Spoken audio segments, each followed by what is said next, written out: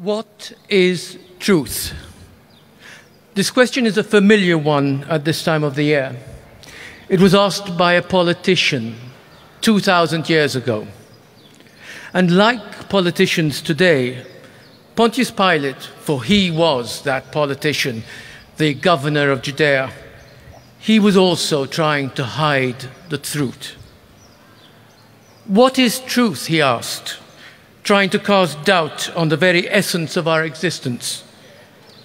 Today, if you are Putin or Trump or perhaps even Joseph Muscat, you would employ similar tactics. Only this time you would call it fake news. It's thanks to these politicians and their enablers, the cohort of spin doctors, PR people, or influencers, I think they're called today, that sociologists now refer to this period as the post-truth era, the post-facts era. Facts don't matter. It's what's in my pocket that counts. It's what, or more importantly, who I want to believe that counts. Never mind the evidence, never mind the consequences.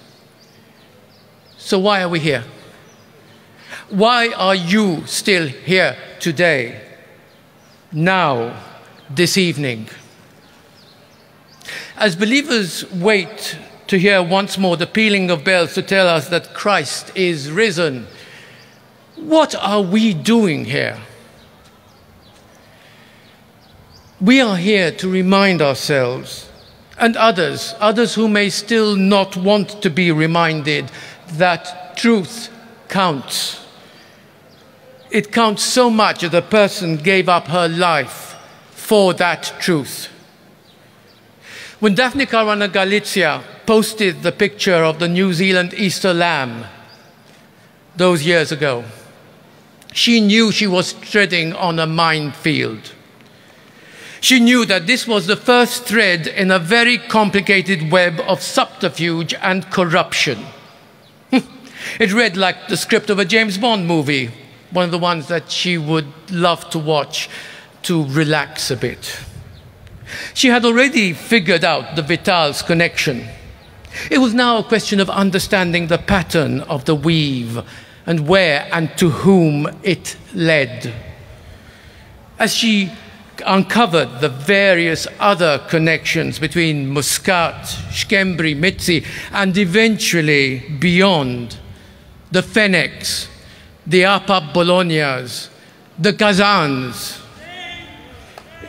Incidentally, how's that sale of 11% shares in Electrogas going, Kazan? Perhaps they should ask Ram Tumuluri of Vital's fame how to sell millions of euro worth of assets for €1 and still turn a very healthy tax-free profit. As she went after politicians from both the major parties, she must have known the knives were out. But Daphne had a vocation, and that vocation was journalism, and she had a mission, and that mission was to tell the truth.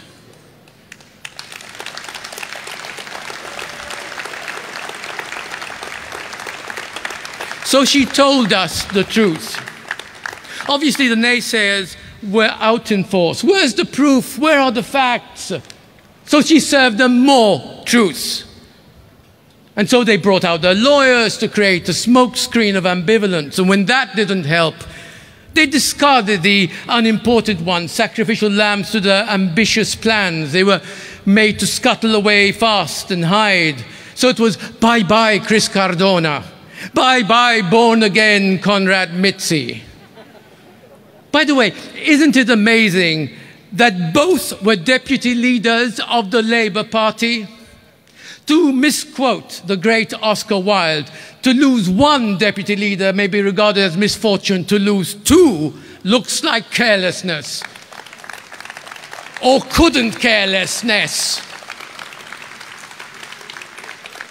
Then it was themselves, our then ministers, who scuttled away from the People's House, from Parliament, like rats in the night, after some of us raised our voices loud enough that they had to run away on a cold November night. We all remember that.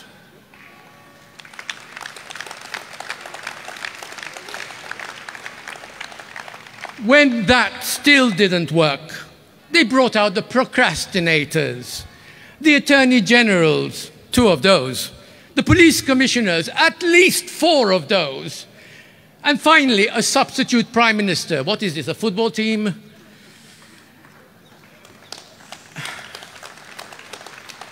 And still, that didn't stop the questioning, the demands for truth and justice. So they tried silencing it.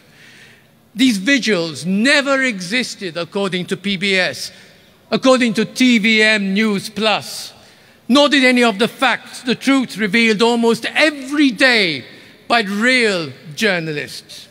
Why? They even managed to silence the Pope. Perhaps they should call it TVM News Minus.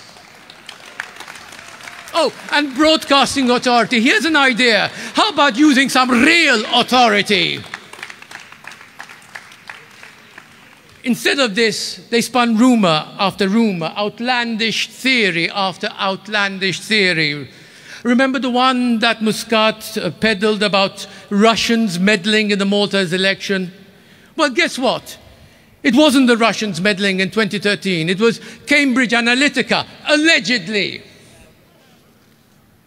And the spin continues.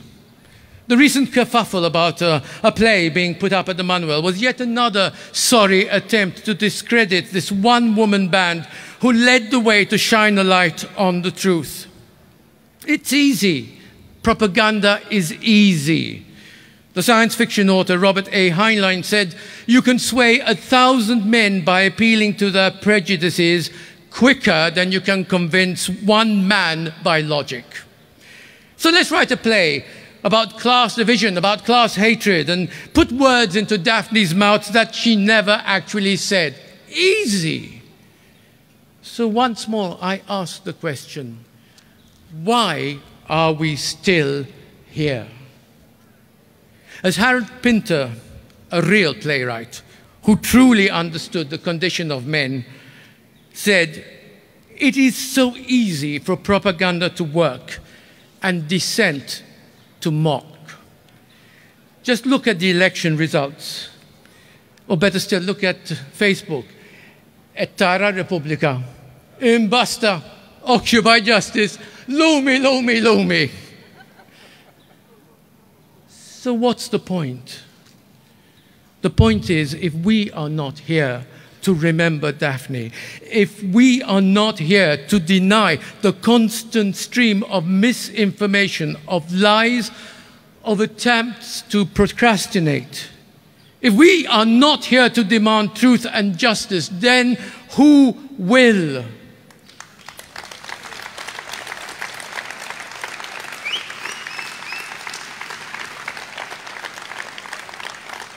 Propaganda only works if we let it work.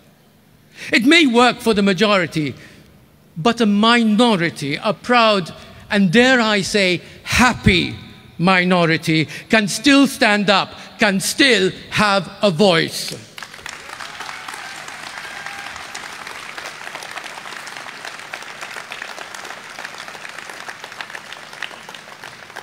A few of those voices, to quote the discredited ex-minister Michael Falzon, a one-time education minister, Algier now, Varist is in really good company. To quote him, a few voices can stop our so-called National Theatre from staging a piss-poor personal and childish attack on a murdered journalist. A few more, still a minority, evidently can bring down the Prime Minister.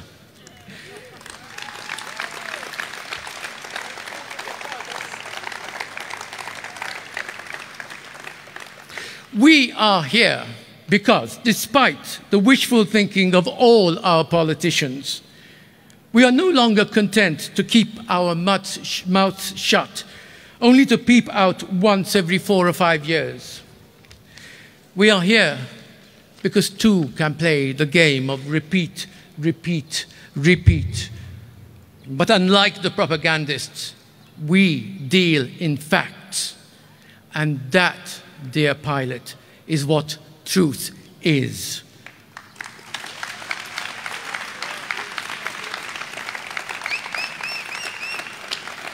So that is why we are here. And that is why we will continue to be here, to remind people why Daphne Caruana Galizia was murdered. Because of truth, because of facts, because we do not want to live in a post-truth society, and because ultimately we know that, in the words of another great dramatist, yes, I'm a theatre person, so I go back to them, the great dramatist Jean Anouilh, who lived in Nazi-occupied France and who staged in the middle of that occupation his version of Antigone, a story about a single woman brave enough to stand up to the injustices of the state. Jean Anouilh said, "Propaganda is a soft weapon. Hold it in your hands too long, and it will move about like a snake and strike the other way." That time is going to come. Sooner or later, that time will come. In the meantime, we need to continue to be here, to bear witness, to remember that Daphne was murdered because she dared to answer the question, what is truth? Thank you.